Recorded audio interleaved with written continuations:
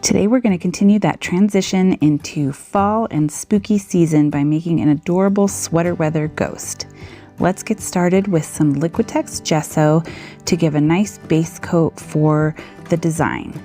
I'm going to start by creating the body of the ghost, starting with these two curved lines that kind of gives that illusion of motion, and then I'm going to create kind of a scalloped bottom of the ghost, kind of the sheet, that ruffliness of the sheet, and then I'm going to fill this in to make sure we have nice, good coverage on the rock. We've been enjoying some crisp mornings, so fall is definitely making its appearance in my neck of the woods. It definitely is getting warmer in the afternoons. We still have some pretty warm afternoons, but the mornings, I definitely have had to pack my cardigan in the car because the car is cold, or in the office, just to get that initial morning crispness off. Now I'm going to add my little knit hat. So I'm creating kind of the band of the knit hat with some little curved lines and a straight kind of thick band across it, and then I'm going to create kind of a chunky round triangle on top with the little fluffy ball. I went kind of freestyle with this one. I didn't line it out with any kind of pencil or anything beforehand. I just figured I could use my fine line paintbrush and get the general idea of the design down and then start adding some color to it. But if it'll help you, you can definitely line it out and then go ahead and fill it in with either gesso or white chalk paint to give yourself kind of a base coat if you need it. You may not even need it, but I needed it. So now I'm going to fill in the ghost with some white paint. So just going to coat over that gesso. Do make sure that your gesso is completely dry before you do this step, because if it's not, you will lift the gesso and then you end up with kind of clumpy, uneven coverage. So just make sure that that gesso dries to the touch. I know the bottle sometimes says to let it dry for hours and hours and hours. I don't do that. Dry to the touch works fine, but if it is still damp, it will lift off of the rock. And then after we get some good coverage with this white paint, I'm going to come in with this really pretty pumpkin orange color for our little knit hat. I thought orange is just a perfect fall color. It kind of segues into spooky season. And so I'm just going to fill in this hat, and I know I'm probably going to need multiple coats because orange is one of those colors that just doesn't always get full coverage on the first try. So I'm giving myself an outline just kind of how the design will look more towards the end.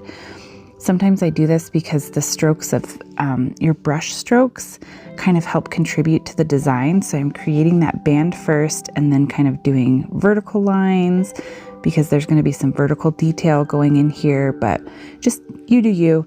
Color it however, fill it in however you need to fill it in. But sometimes I do the design as I go, kind of how it's going to look at the end.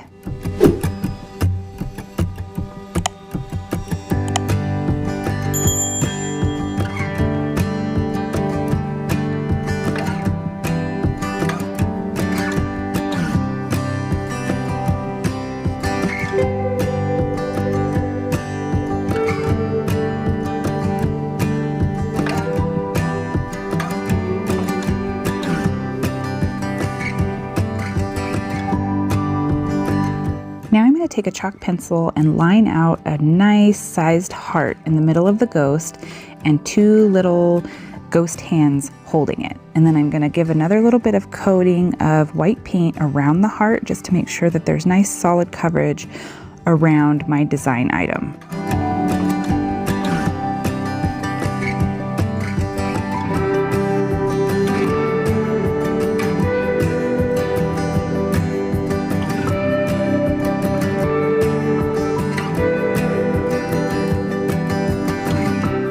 Who doesn't love a heart of gold? So we're going to take this Deco Art 24 karat gold paint, and I'm going to start by outlining my heart, including the little ghost hands, to give myself my guide of the shape with the gold paint, and just kind of get that completely solid so I know what my shape is, and then I'm going to fill it in.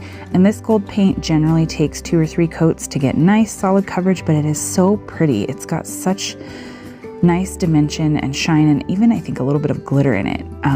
It's just a really pretty gold, and I thought, oh, how fun, fall and warm colors are just perfect.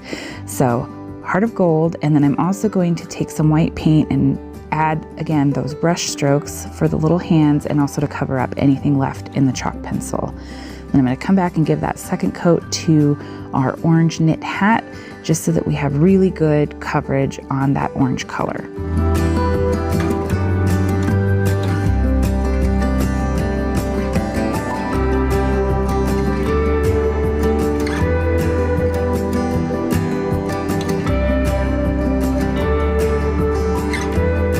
Now I'm going to take a nail dotting tool and add 2 little dots for the eyes on the ghost. We're not going to do a mouth, but we're going to have eyes and 2 little rosy pink cheeks. So a very light pink color and a slightly larger dotting tool.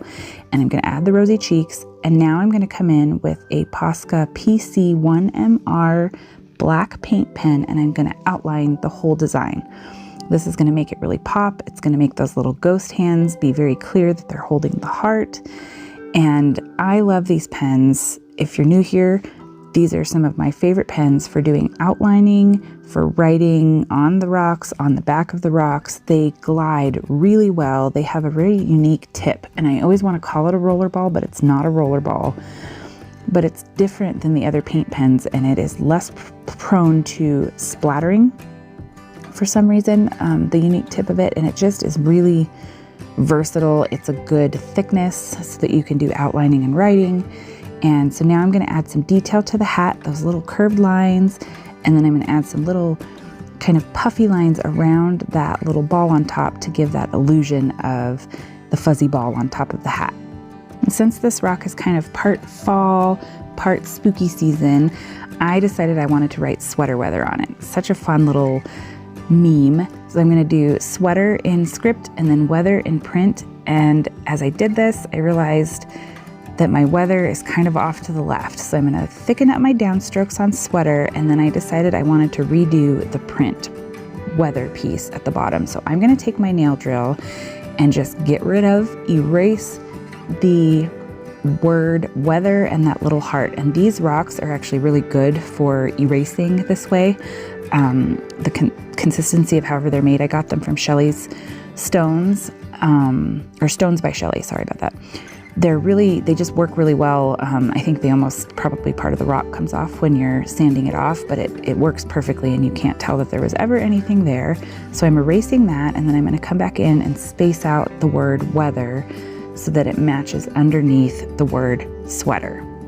And as a little final touch, I'm going to take a fine liner pen and come back through and add the little notches to the edges of the print letters just to give it some nice character. I need to make a Costco run today, and I think that's exactly where I'm going to take this one because it turned out so cute. That's one of my favorite places to hide rocks.